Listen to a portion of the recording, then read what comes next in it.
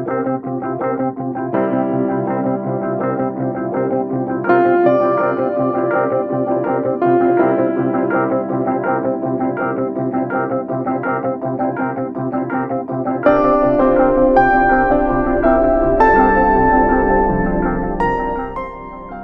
live stream brought to you by the Excelsior Citizen and these generous sponsors. Since 1974, Chuck Anderson Ford has proudly served the community's automotive needs. From new and pre-owned vehicles to parts and service, they've been there in the past and they'll be there in the future. Visit Chuck Anderson Ford today. Does shelter insurance cover shiny red cars? Yeah. What about purple vans? Also, yes. Monster trucks? What's going on, son? From shiny red cars to purple minivans, you can count on Shelter's local agents to help you protect what matters most.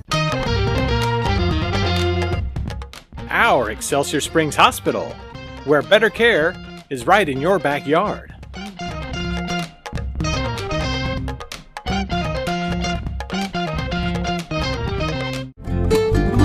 The Simmons Sales Team, your hometown realtors.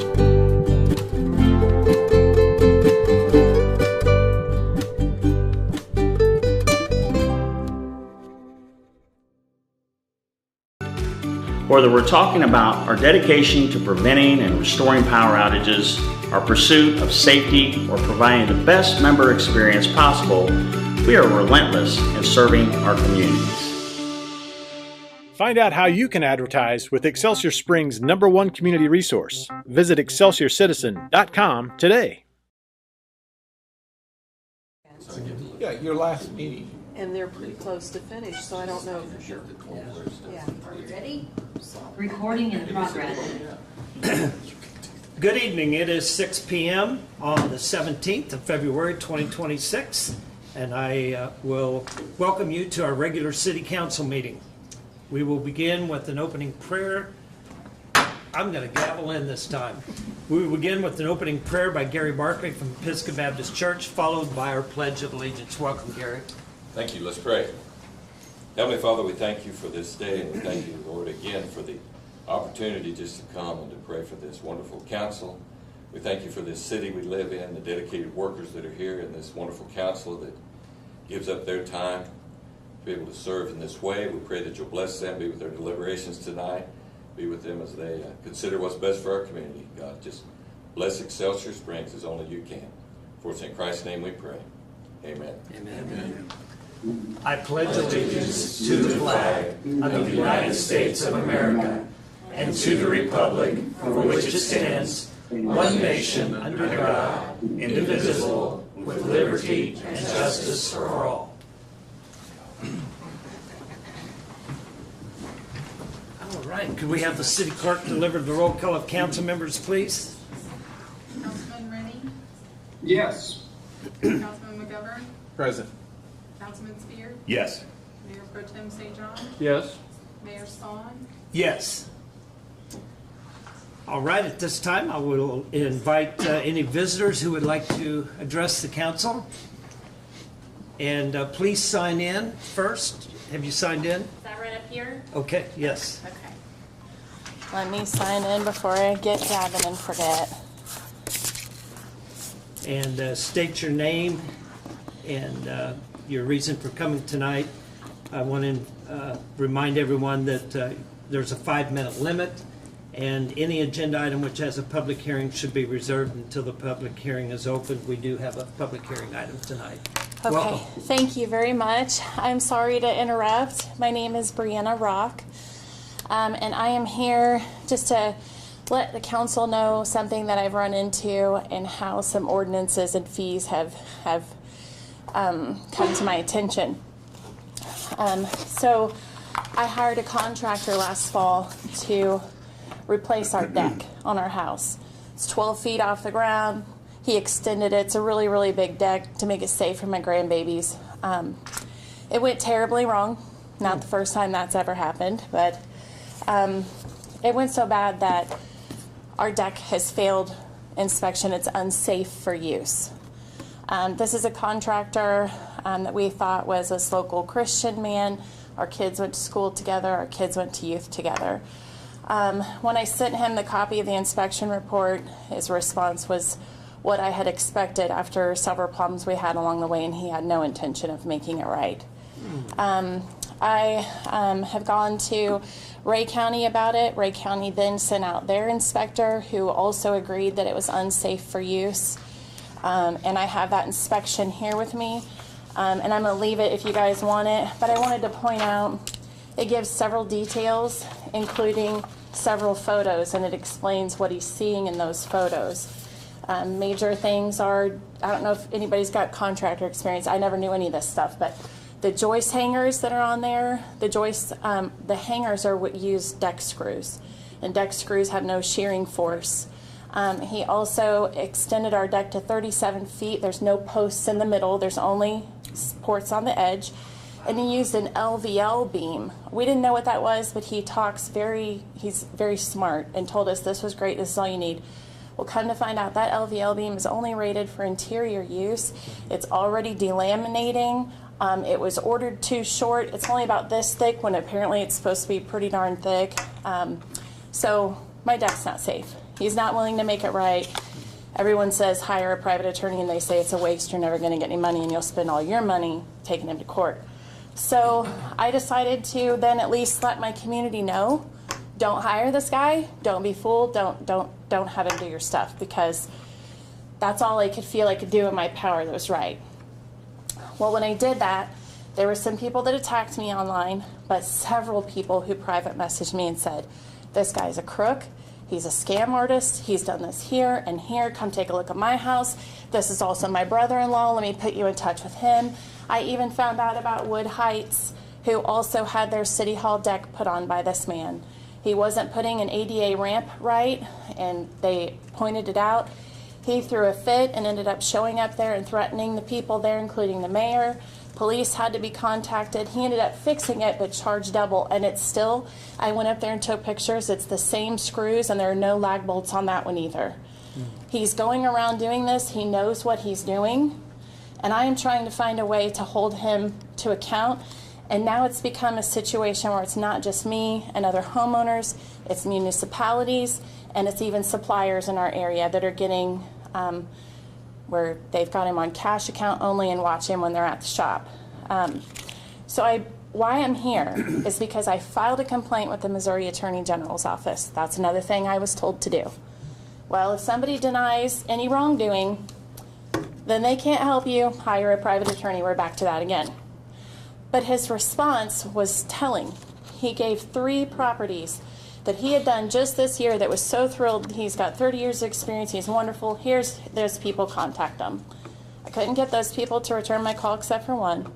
Nobody had inspections or permits done, and come to find out, I was like, see, this is in, I've also found them in Clinton County and Platte County over in Kansas, and this one is in the city of Excelsior Springs, which is why I'm here.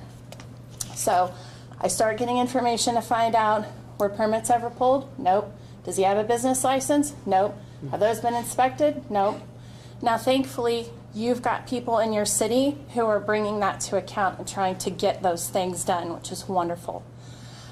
Inspections have been done, but the inspection consisted of, instead of several details with photographs, all 3 inspections are this.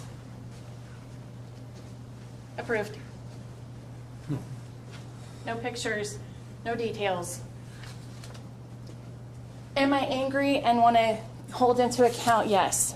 But also, I know that at least one of these decks is also several feet off the ground.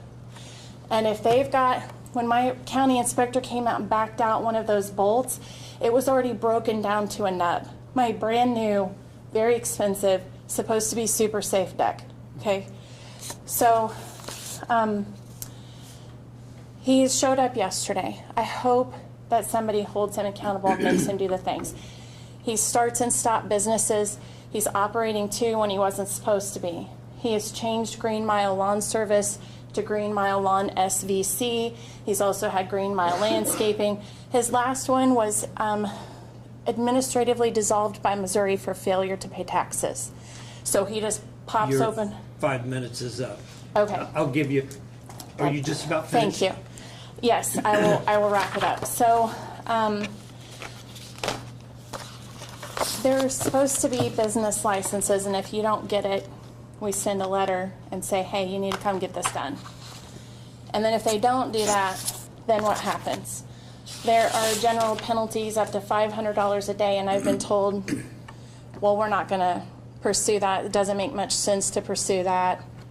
It's going to take up a bunch of time and resources, and he's probably never going to pay it. Well, if we're not going to execute and enforce our fees and our ordinances, then what good are they? What good is our government if we don't actually hold people accountable? He continues to go county to county, city to city, homeowner to municipality, building unsafe decks, filling his pockets, and not even getting permits or inspections. So now that you're aware, I hope that you please look into this. Have your inspector go out there and confirm, are those deck screws holding up those joist hangers? If they are, then whether it's a pain in the butt to address it or not, it should be addressed. And if his decks are unsafe there, as they are at Wood Heights and as they are at my home and other people's homes, he should be stopped. He should be penalized in whatever way our law provides, and that includes those general penalties for not operating with a business license. So thank you. So I saw you for your talking time. with Mallory Brown, our community development Yes, director. she's been Okay. wonderful. Yes. Good. And he actually came in today, so we'll see what he does, but I told her he's probably got a new LLC or a new incorporated that he's operating under, so just be aware of that. And also, please, if we could re-inspect and get actual photographs and details of what's holding up those decks. Okay. Thank you for Thank coming. you very much. Thank you. Appreciate Thank you. your time.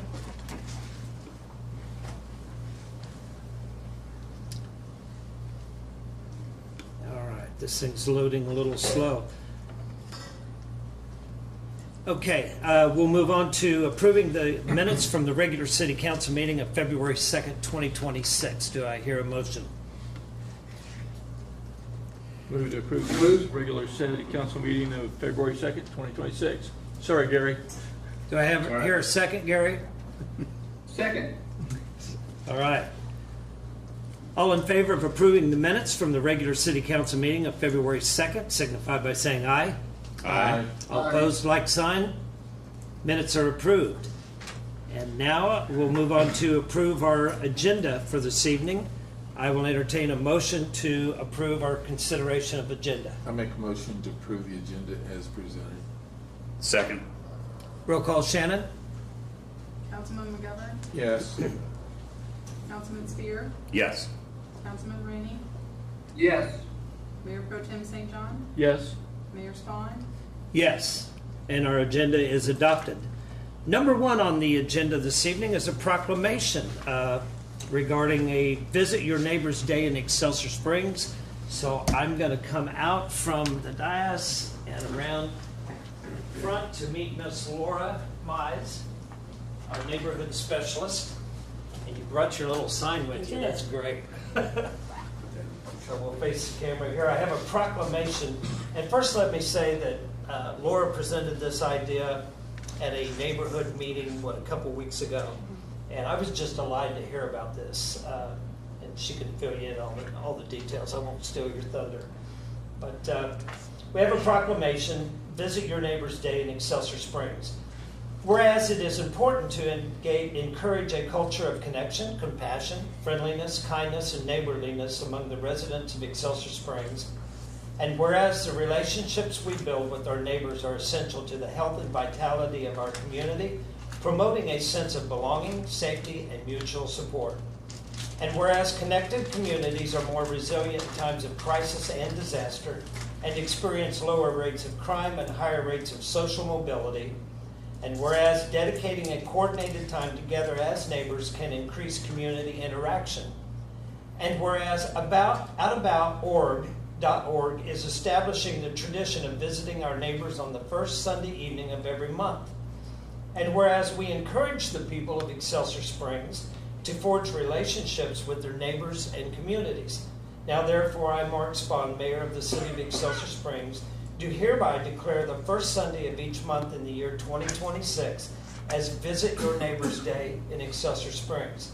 And I encourage all of our residents to take a walk in their neighborhoods on the first Sunday evening of every month, dated the 17th day of February 2026. And I have not signed this yet, but we'll get this back from you and sign it before you leave. Thank you. Thank you, Laura, for all you do for our city. Thank you. Would you like to give a little Sure.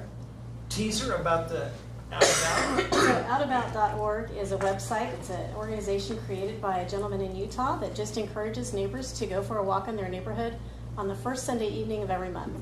And this enables neighbors to get face-to-face without any awkward commitments of knocking on doors or inviting anybody inside. You can participate by walking in your neighborhood or by sitting out front and greeting those who are walking by. So we're just really excited to see all of our neighbors doing this year. It does sound fun. Some of the pictures she has, some of the neighbors have placed some yard darts out in the yard, so people come by and throw some yard darts, and some people decided instead of walking, they were going to ride their bikes. That's a great idea. Walk the as well. dog. Walk the dog. Yeah. So thank you, Council, for your support. All right. Thank you.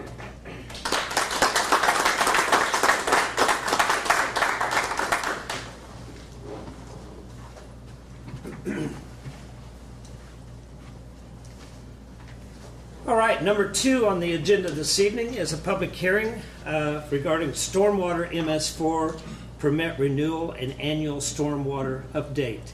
And our stormwater coordinator, Nate Conyers, will present a staff report before we open the public hearing.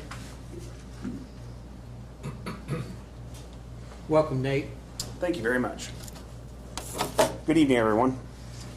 The City of Excelsior Springs is required to apply for coverage under the new Municipal Separate Storm Sewer System, MS4, permit 180 days in advance of the permit issuance. Our current permit expires September 30th, 2026, and the new permit should be issued October 1st, 2026. This means our application must go into the Missouri Department of Natural Resources, MDNR, no later than April 3rd, 2026. The permit received a major overhaul in 2020, but had very minimal changes going into the next permit. As part of the application, we are required to hold a public meeting to accept any comments on our renewal application and proposed stormwater program plan, as well as hold a public comment period of at least 30 days. The public notice for the permit renewal meeting was posted on January 16th, which indicated that the entire renewal application should be viewed on the City Stormwater Resource page. The City Council and the public should keep in mind that most of the program plan is based on a comprehensive, rigid requirements in the proposed permit language. If anyone is here to speak on this matter, we would like to hear your comments now. All right. You've heard the staff report, and so at this time I'll entertain a motion to open a public hearing on this agenda item. I'll move we open the public hearing for stormwater MS4 permit renewal and annual stormwater update. Second. Roll call, Shannon? Councilman McGovern? Yes. Councilman Rainey? Yes. Councilman Spear? Yes. Mayor Pro Tem St. John? Yes. Mayor Spawn? Yes. Note for the record that the public hearing is opened at 6:16 p.m. And we'll wait for the rush to the podium.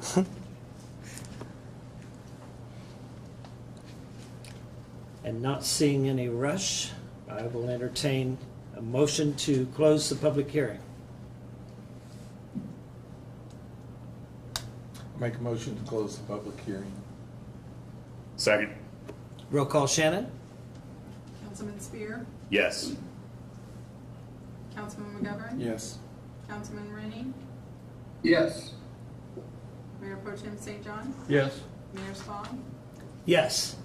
And the public hearing is closed at 6:17 p.m. Thank you, Nate. Thank you. We will also be accepting public comments submitted to the Stormwater Coordinator after the meeting for the next 30 days. Upon completion of the public comment period, we will prepare and submit a final permit renewal application to MDNR. The existing proposed permit also requires that the City Council be given a status update on the MS4 program annually. The program was audited in April of 2025 and was issued a finding of compliance in May. We recently completed our annual report for the 2025 permit compliance activities. The city has worked to inform the public about ways to reduce stormwater pollution through quarterly Facebook messages, information on the city website, stenciling no dumping on storm inlets, participating in the Mark Water Quality Committee, hosting a cleanup along the Fishing River, managing yard waste, and participating in the Household Hazardous Waste Program. Met with both detention basin owners and construction site operators to educate them on managing stormwater quality on their sites. To continue to detect and reduce illicit discharge to the MS4, 35 outfalls were inspected, 67 inspections were conducted on 4 active construction sites, 32 inspections were completed by code enforcement and 12 active residential permits. All violations were corrected. 57 existing detention basins were inspected, 24 employees received training on SOPs, 106 bags of trash were removed from our right-of-ways, and 409 miles of streets were swept. Public Works and Parks maintenance facilities were inspected as required. Staff will be working with our stormwater consultant to complete and update our stormwater pollution prevention plan for each of these facilities in the upcoming year. Any questions or concerns? Thank you. Okay. Appreciate your time. Thank you for coming, Thank Nate. Thank you. All right, number 3 on the agenda this evening is consideration of Pollution Department vehicle purchase for 2026, resolution number 1644, and our Public Works Director, Chad Birdsong, will deliver the details of this resolution. Welcome, Chad. Welcome. Thank you. Good evening, Mr. Mayor and members of the council. Public Works has budgeted funds to purchase one vehicle, a 1-ton cutaway van with utility body, for the budget year of 2026 in the Pollution Department. The low bid for this vehicle was from Robertson for $62,644. The truck is a 2025 model and in stock. Invitations to bid were sent out to the local 3 dealers for the vehicle being bid, with a sealed bid opening on February 11th at 10 a.m. The bid tab is attached. This vehicle will be replacing a 2008 cutaway van with a service body with about 160,000 miles on it. This vehicle will be sold later at an auction date or at a public auction at a later date. At this time, Public Works is recommending purchasing this truck for the 2026 budget year out of the Pollution Department Fund from Robertson. Resolution has been prepared and is attached for your consideration and approval at this time. I'd be happy to answer any questions you may have on that. And if I remember from Friday's work session, this is already equipped with KD body Yes. on it? Yeah, it is ready to go. It's ready to roll. Yes. Okay. Any questions for Chad? Hearing none, we have before us a resolution awarding the bid for the purchase of a 2025 GMC Savannah G3500 to Roberts Robinson Chevrolet GMC. I'll entertain a motion regarding resolution number 1644.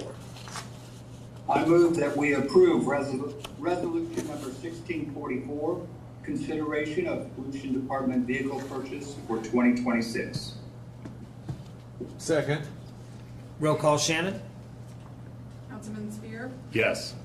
Councilman Rennie, Yes. Councilman McGovern, Yes. Mayor Pro Tem St. John, Yes. Mayor Spawn. Yes. Thank you. And resolution is approved. Thank you, Chad. Number 4 on the agenda is consideration of service agreement with IBTS, resolution number 1645. And our Community Development Director, Mallory Brown, will present the details to the council. Welcome, Mallory. Welcome. Thank you. Good evening, Mayor, members of the council. I'm here before you this evening to ask for your consideration of a resolution to approve a service agreement with IBTS, which is the, now I'm going to lose it, Institute of Building Technology and Safety. The city has historically had an agreement with them to perform inspections and plan review from time to time when we had an inspector out for whatever reason, or we were in between inspectors. Any of those agreements that we had have since expired, and so we are in a position where our inspector is out on some leave currently, and so we need someone to perform inspections for us, and IBTS is really the only one in the area that does that. They have a cooperative agreement that was bid through Mark, and they actually office out of Mark, so they are really the the sole provider of this service in our area. So I would ask that you approve this agreement. The inspection prices range, but we're typically in the range of about $150 per inspection based on the general inspection types that we usually request. I also included plan review on this. I don't anticipate using them for plan review at this time, but leave that option open for future use if necessary. Happy to answer any additional questions. And as you indicated in your memo, it's not a retainer, it's just on an as-needed basis. On an as-needed basis, and preferably as little need as possible because it is quite pricey. Okay. Yes, and we don't recoup all of the costs associated with these inspections. But it is important to ensure that the construction is safe and built to our current adopted building codes. As we just heard. Correct. Okay. Any other questions or comments for Mallory? Hearing none, we have before us a resolution authorizing a service agreement with the Institute for Building Technology and Safety, IBTS, for building department services through the Mid-America Regional Council Regional Shared Services Program. I will entertain a motion regarding resolution number 1645. I move we approve resolution number 1645, consideration of service agreement with IBTS. Second. Roll call, Shannon? Councilman McGovern? Yes. Councilman Spear? Yes. Councilman Rennie? Yes. Mayor Pro Tem St. John? Yes. Mayor Spawn? Yes. Resolution number 1645 is approved. Thank you, Mallory. Thank you. Number 5 on the agenda this evening is consideration of services agreement with Orion Management Solutions, RG Incorporated, resolution number 1636. This is a previously tabled resolution, and I'll let our city manager take the lead on this discussion. We also have with us this evening Shane Gardner from Orion, and I believe he will clarify some questions that we have. I know that Councilman Spear has some questions and has been in dialogue with Shane. Yes. So Molly, you want to absolutely take the lead on this? So we are in our 6th year of our agreement with Orion, and their agreement will end February of 27. And so their intention is, because they employ the staff at the golf course, is to know whether their agreement will be extended. They'd like to come in advance so they can plan their future. So the agreement is being brought forward again, very similar to the agreement that we've been under, and it will be a 4-year agreement with a extension for 2 additional years, very similar to what we're currently doing. So I think one thing that there is no debate about, we've been very pleased with the arrangement and the success that they've had in bringing our course forward from a brand new facility and existing staff, and have done a remarkable job of something to really smile about, the success that they've had. And it's been a positive financial arrangement for not just the golf course, but those ways that golf was having to get support from other funds in the city. So that's been a positive in that way too. So I know there's been some conversation about things that there may be interest in looking at the agreement that might be different, and 2 that I'm aware of, and you'll probably need to help me clarify. The one specifically was section 17.1. Yes. That says, on request of the city manager, city shall be given 1 week priority as to the acquisition of tee times over any other group or individuals. And while I don't currently play golf, it's not soon. Yeah, it's not. It's not intended Come first to be, March. It's not intended to be a personal benefit, but should we be courting an investor in our community that happened to love golf, this would be an opportunity while they were in town to get them on the course and make us appear to be very gracious in the arrangement. So that is just a caveat. We have never used it in the last 6 years, but it exists for times like that, should you want to brag or show off for someone you felt was someone you wanted to woo to the community. Yeah. So if you all want to have conversations about that, that would be a great conversation. I think the second one was how the incentive fee is calculated. Is that correct? Yes. So, and first of all, Shane, I appreciate all your time. And I know I was down and out and horizontal for a few days. We weren't able to get together, but had a subsequent phone conversation. And I first wanted to say, I echo your comments. Yeah. Vonda was kind enough to pull the budget numbers for me, looking at retrospect. What did we look like before Orion showed up versus now? I'll just give you some numbers you may already be aware. Back in 2020, we budgeted greens fees of about $195,000, $196,000. Fast forward that to 2025, that has exponentially grown to $455,000. So, you know, there's no arguing the success. Or in the business. That it's expanding the bandwidth of who is your customer, who's your client, the networking. I've seen what you've done at other golf courses. So, I greatly appreciate all that you've brought to the table.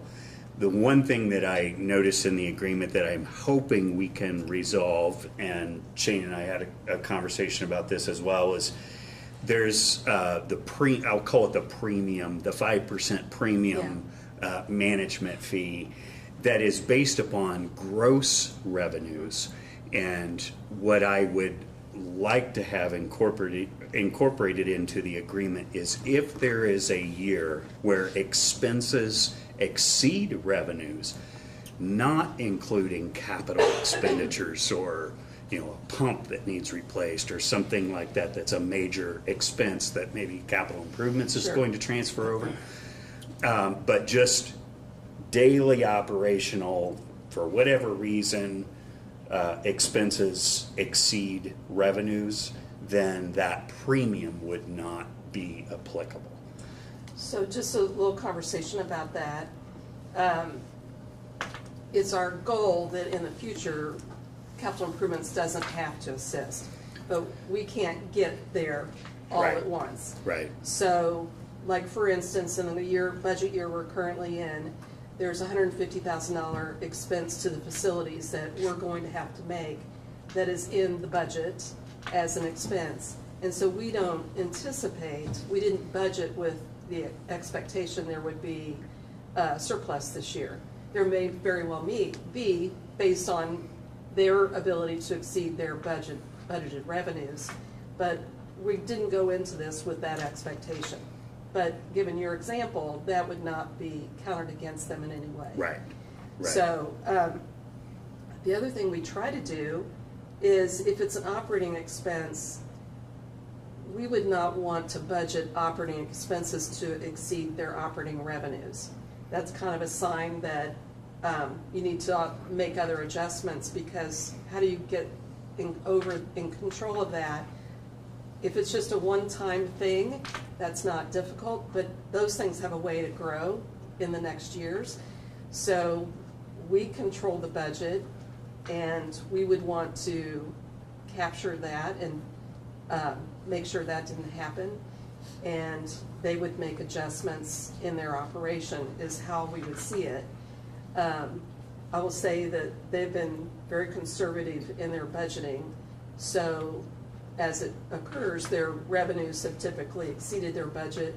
Well, one thing, you don't know what the weather's ever going to do, and that's a driver. Yes. And so what's also going on in the region are drivers. So those are things you can't plan around.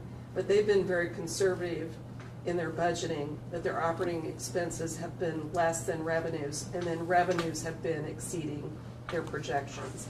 So that's a positive.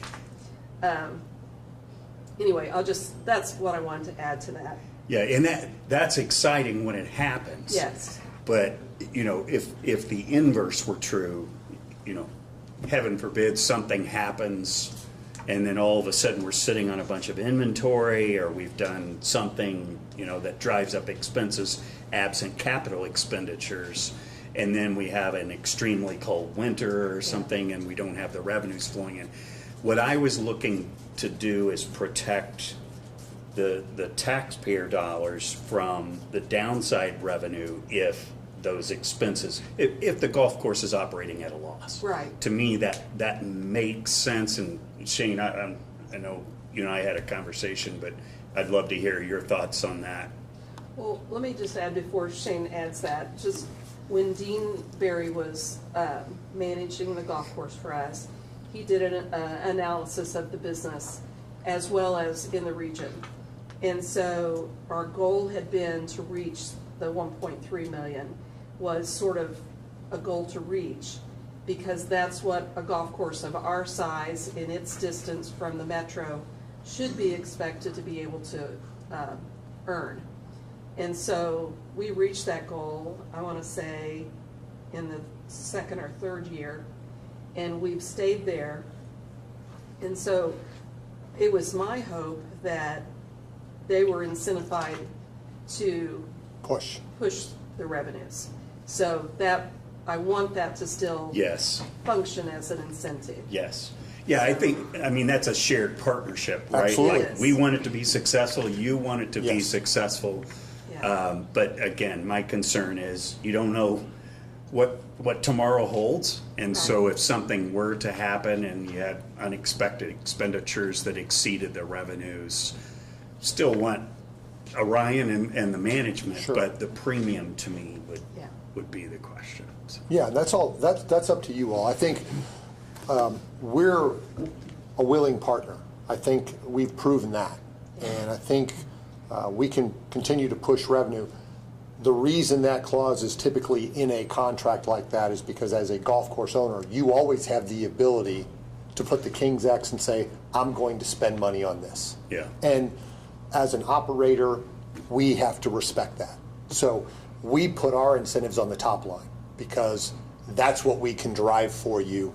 We have approved budgets, and typically with municipalities, we can't spend more that's in the more than what's in the approved budget. Yeah. They could also, if they were having, conditions beyond their control, make modifications to how they would respond to that. Correct. And because they operate as a business, that is a little bit more flexible in their camp than typically it is in our camp, because we provide services regardless of weather or other conditions, and it's hard for us to scale back in a way that's not for Orion or the golf. So that has kind of worked in our favor. Yeah, if there is a way to memorialize what's agreeable for both parties, where, just the normal operations, not capital expenditures, not special purchases or something goes down and was unplanned for, I wouldn't want you to be penalized for that. That's understandable. I think from our standpoint, we look at the facility and we feel like there's a lot of momentum that's moving in a positive direction. We finally feel like we have, and Molly and I have talked about this, and to her credit, we talked about this 3 or 4 years ago. This is the vision. This is where we want to go. You have to have 2 people kind of in the golf shop, because if something happened and one of them was hit by a bus, you got to be able to continue. 2 people in maintenance that you can rely on. If something happens with one of them, there's somebody there. And we're working, and I met with Seal today, we're working on getting 2 people in food and beverage so that we can continue to grow that area of the revenue as well. So. Excellent. Well, good conversation. It sounds like at a minimum there's still a couple of little nuances to work out in the agreement. So what is the desire of the council? So I know there were discussions about, what different options were. I think what would make the most sense is specific to that premium payment. If we can come up with language that's amicable to Orion, then incorporating that into the agreement and bring it back would be good for me. I'm kind of in support of the way it's currently written, but so if you all want to differ from that, this is your agreement to agree to, so just let me know how you want to go forward. Okay. Well, there is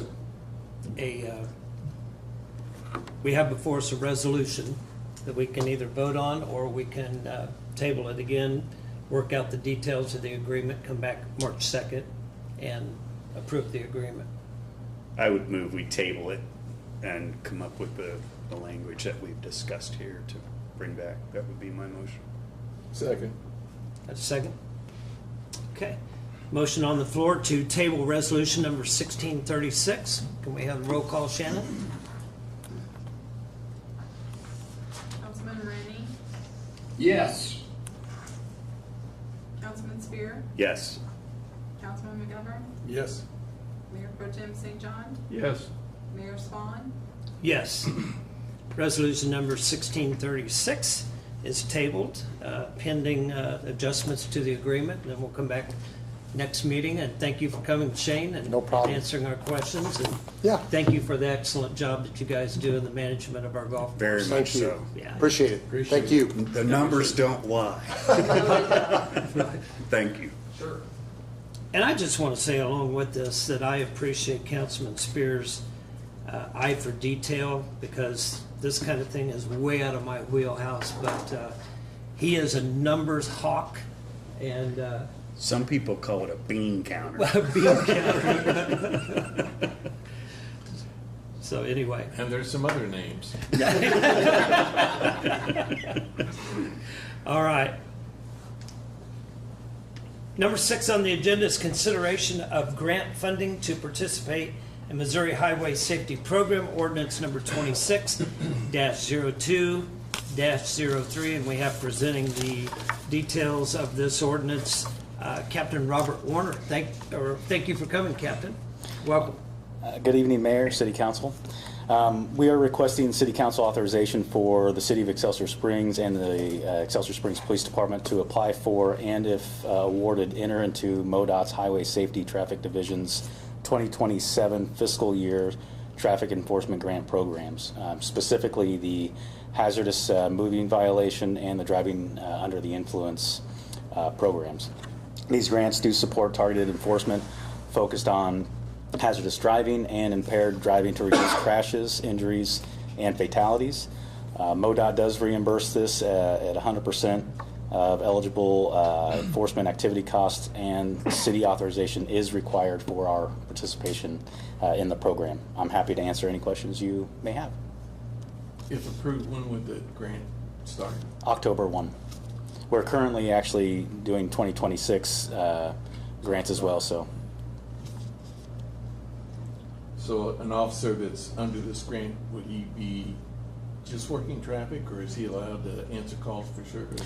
Solely traffic or DWI grant activities. Okay. Any other questions for Captain Warner? Hearing none, we have before us an ordinance authorizing participation in the Missouri Department of Transportation Highway Safety and Traffic Division Traffic Enforcement Grant Programs for fiscal year 2027, including the Hazardous Moving Violations Grant and the Driving Under the Influence Grant. I will entertain a motion to take ordinance number 26-02-03 to second reading. Move to take ordinance number 26, TAC 2, TAC 3, consideration of grant funding to participate in Missouri Highway Safety Program to a second reading. Second. Roll call, Shannon? Councilman McGovern, Yes. Councilman Rennie, Yes. Councilman Spear, Yes. Mayor Pro Tem St. John, Yes. Mayor Spawn, Yes. And for that second reading, we have an ordinance authorizing participation in the Missouri Department of Transportation Highway Safety and Traffic Division Traffic Enforcement Grant Programs for fiscal year 2027, including the Hazardous Moving Violations Grant and the Driving Under the Influence Grant. I will entertain a motion regarding ordinance number 26-02-03. I move we approve ordinance number 26-02-03, consideration of grant funding to participate in Missouri Highway Safety Program. Second. Roll call, Shannon? Councilman Rennie, Yes. Councilman McGovern, Yes. Councilman Spear, Yes. Mayor Pro Tem St. John, Yes. Mayor Spawn, Yes. And ordinance number 26-02-03 is approved. Next agenda item is consideration of adjusting schedule of fees for the Animal Control Center, ordinance number 26-02-04, and again, it is Captain Warner with the details. So we are requesting approval of an updated schedule of fees for the Animal Control Center and the proposed updates to Chapter 210 of our city code, which is included in your packet. The fee schedule has been in place since August 1st of 2014, and it no longer reflects the city's actual cost to provide animal control services. We are requesting that the fees be adjusted as shown in the proposed schedule of fees so that we can better align our fees with our cost recovery. As far as Chapter 10 updates, it includes 3 key changes. It adjusts the household animal limit from 2 dogs and 2 cats to 4 animals in total in any combination of dogs or cats. It removes the allowance for miniature pigs, and it updates rabies vaccine requirements to reflect that most current rabies vaccines are now effective for 3 years. Again, the full ordinance language is in your packet, and I'd be happy to answer any questions you may have. And I trust the council read every word of this. I did. Did you? I did. It is lengthy. And I appreciate the work that the police department's done on the changes that you just mentioned. I do have one question though. Okay. On section, well, let me ask you this. What problems does it present to the police department requiring animals to have tags on them, wearing the tags? What problems does it present to the police department? If they're run around and they're not, they don't have a physical tag on, it makes it difficult for us to find out who actually owns the animal. So why would we leave the requirement in there for them to wear tags? Why would we what? Why would we not leave the requirement in the ordinance for them to wear tags? And I bring this up because I think you're giving away something that you might find useful down the road. I mean, if you see a dog without tags in somebody's yard, and I would assume that this isn't going to happen often, but that gives you probable cause to go on that property, which you may not have otherwise, especially if they don't want you on their property. And I think if I remember right, wasn't the Haslett arrest an animal control violation initially? Yes, it was. Yeah. So, I mean, my preference is that we leave this in the ordinance and not take it out because it's a probable cause element that you could use at your discretion. Okay. That's just my thoughts on Can I jump it. in for a second? I don't think Bobby has a, maybe. So the chief and I had discussed the tags. And while, yes, I agree with you, Councilman McGovern, the purpose of going tagless was so that residents could apply solely online, do this all from the comfort of their home, upload all of their documentation, and be emailed a certificate. So the animal control officer will have access at any point in time, as long as they're connected to the internet or cell service, to check at an address if a dog If we're going to mail has a them that, tag. can we mail them the tag also? So we weren't going to mail, we were going to email. But yes, we could mail a tag. That just wasn't the process that the chief and I had discussed. So I'm assuming that's why he removed it, because he was looking to make it a totally electronic process for the applicant. And I had asked the question in the Friday work session if this data, the registration for the animal could be included in the chip, because I know the dogs, it's a mandatory chip for the dogs. But I was told that that's not Well, I'm not a vet, a but I possibility. do have a really good friend who's a vet, and I did ask her about that, and she said no, it's very limited. So it's like the name of the owner and their phone number is really all Can I that. ask a question? I don't know if I can answer. So, I suppose since you upload documents to apply for the license, you could upload a picture of the dog. You absolutely So if could. you're sitting in a the vehicle outside the address and you see a dog in a yard, you can identify, is that the dog that license belongs to or not? Yes, so, because right now the application will require a description of the dog, so color, breed, Okay. female, male, that sort of thing. But yes, a photo could be a required document that the applicant needs to I upload. wouldn't hate my neighbor's dog to be standing in my yard, and then you believe that's my dog, and you come into the yard for whatever reason, and that's not my dog. Yeah, this was the first, I think, Sabbath. I did look around at other cities as we were working to think about how the process would work electronically, and every other city I could find does still have the tags that requires it. So. And where are Would they that- distributing those tags? Do you know? Because I know that's been the challenge as well. Do you know about it?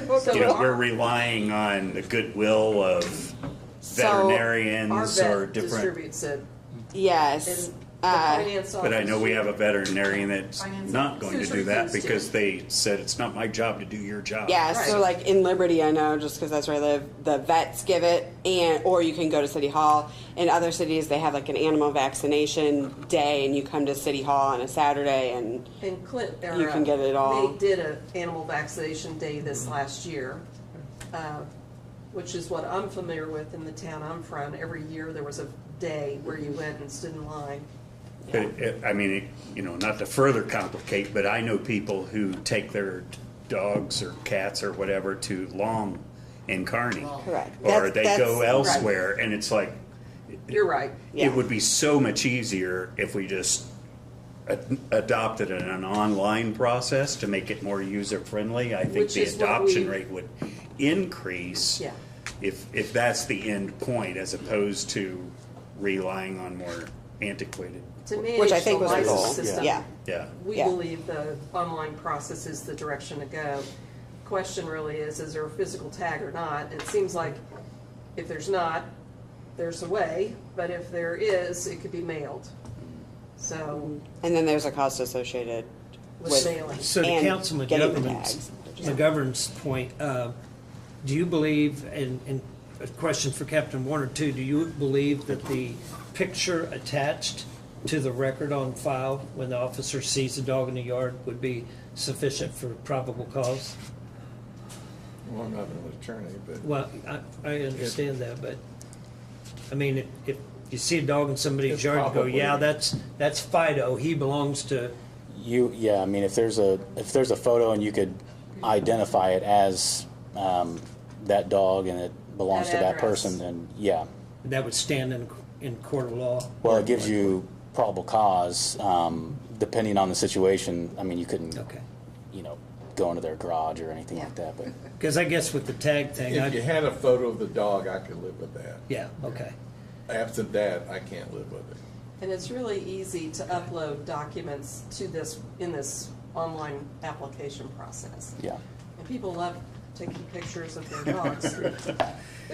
Does it provide any assistance with the voluminous occurrences of, is anybody missing this Right. dog or whatever?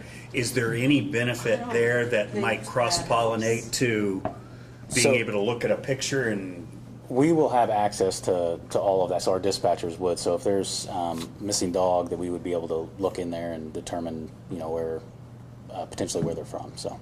I went a different direction. I thought you meant the public could search it, and I was like, I don't think that's available. No, But that's not what you meant. Yeah, but if animal control shows up or something, then they might be able to identify, oh yeah, this is Yeah. such and Yeah, such a that- stuff. that's the hope with Does the. facial recognition work for a dog? With the right equipment.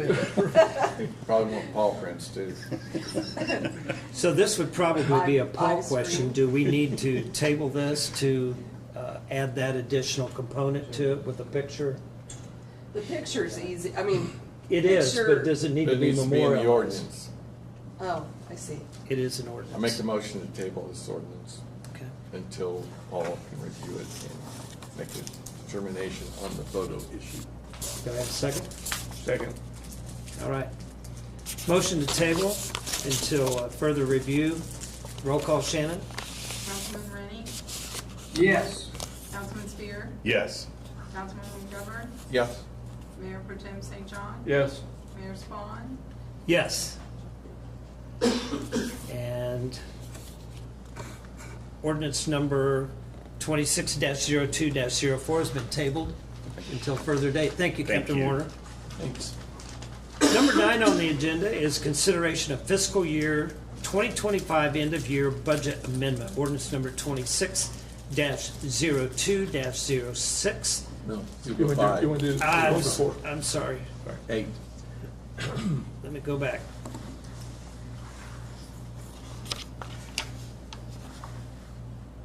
Number 8, consideration of fiscal year 2024 end of year budget amendment. I skipped a line. Ordinance number 26-02-05. Thank you, Councilman McGovern. And it is our Finance Director, Vonda Floyd, presenting the details to the council. Welcome, Vonda. Thank you, Mayor and Council. And I apologize that you are having to approve 2024 and 2025 at the same time. Fiscal year 2024, there was a delay in the review of that grant, or of the final budget amendment.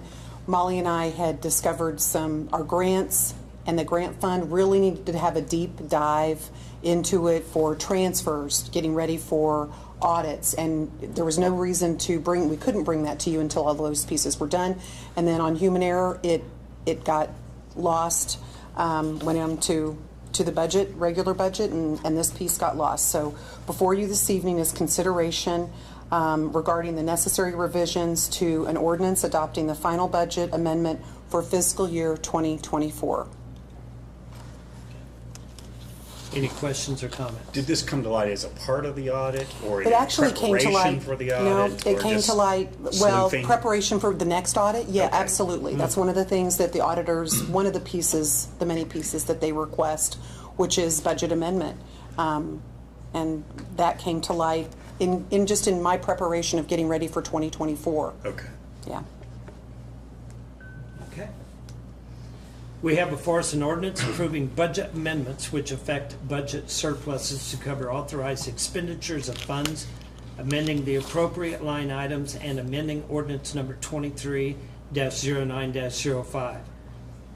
I will entertain a motion to take ordinance number 26-02-05 to second reading.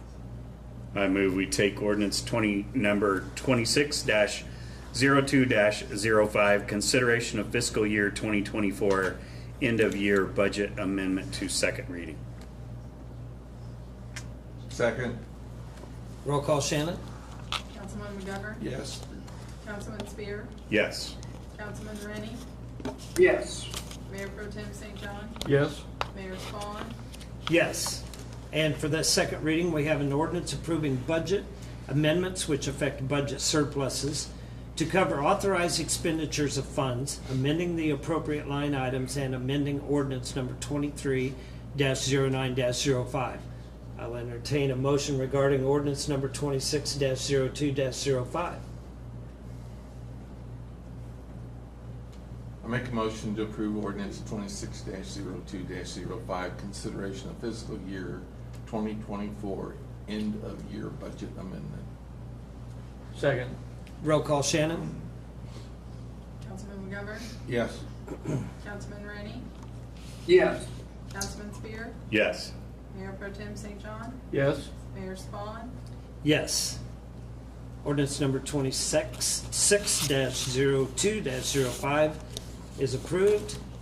And number 9 now, consideration of fiscal year 2025 end of year budget amendment. Ordinance number 26-02-06, and again, it's Vonda. Yes. And attached for your consideration are the details regarding the necessary revisions to the end of the year fiscal year 25 budget amendment. And I respectfully request your approval.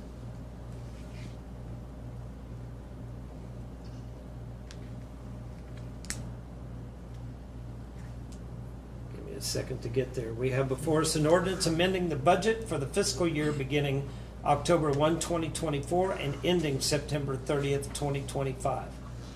I'll entertain a motion to take ordinance number 26-02-06 to second reading.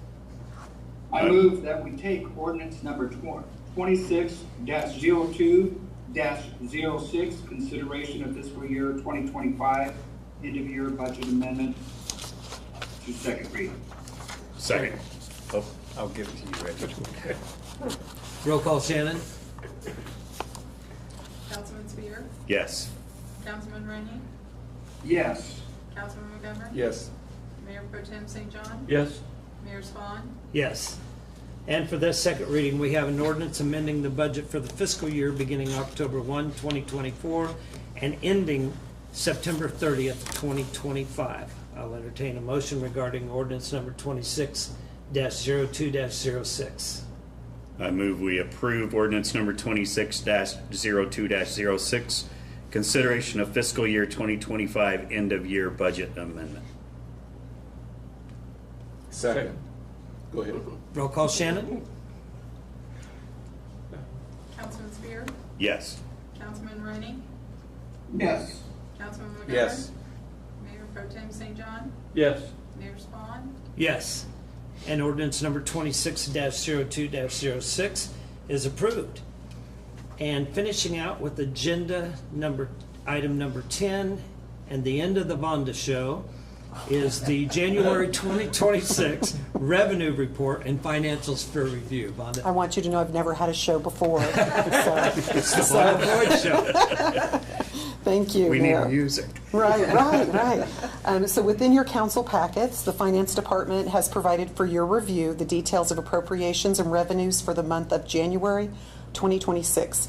The appropriations are in accordance with the city's purchasing policy and are as follows. And I will highlight some of the standout items as we go along. Appropriations for January the 8th, 2026, $164,677.91.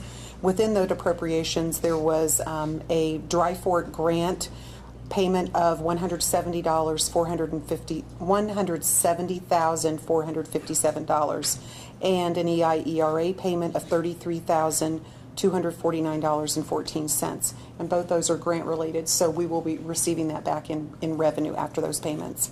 Appropriations for January the 15th, $374,650.08. Within that, there was a Hall of Waters elevator repairs payment of $86,620.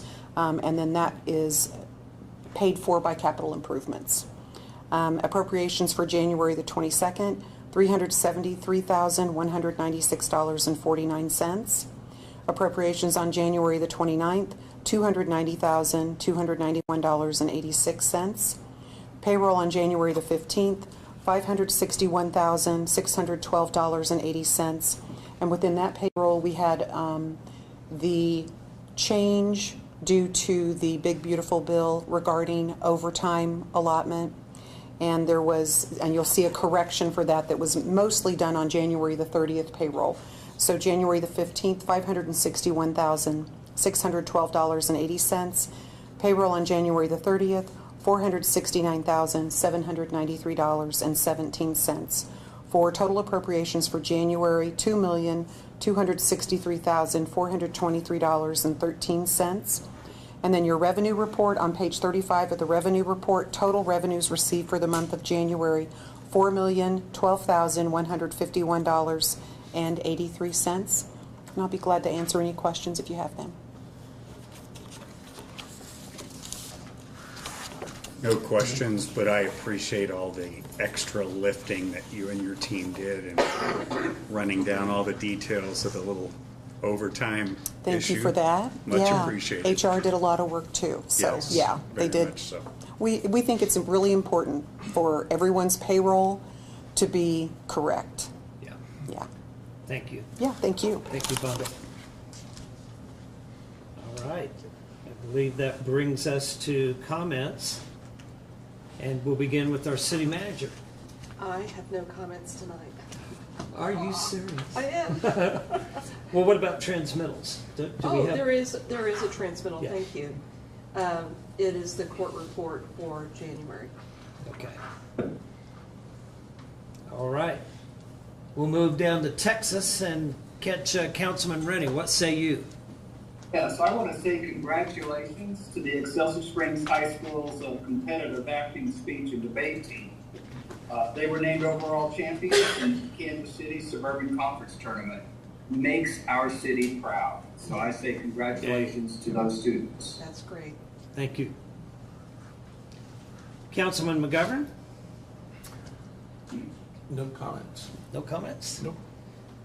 Councilman Spear? It might be old news, but I think I read where we were successful in the small town showcase. Yep. Thank you. So excited to see what that means, and I think there's a video that's incorporated in that. Yes. So should be some great publicity for our community. You're right. There were 5 communities that were top vote getters, and we were among those 5 communities. Is that video online? They're Yeah, going it's- to, they're going to it's make. yet to be produced. Yeah. Okay.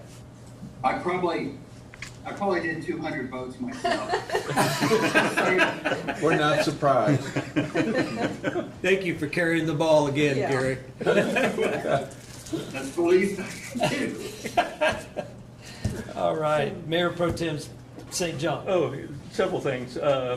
Travel and Leisure has published an article, and it's called, "I've lived in the Midwest for 20 years, and this is the most charming small town with mineral springs and rolling hills." And it's about Excelsior Springs. And there's a link on the Excelsior Citizen to that article. Yeah, I did read that. It was great to see Yeah, that. That was a great read. Yeah. And then, as far as folks that have been around for a while and continue to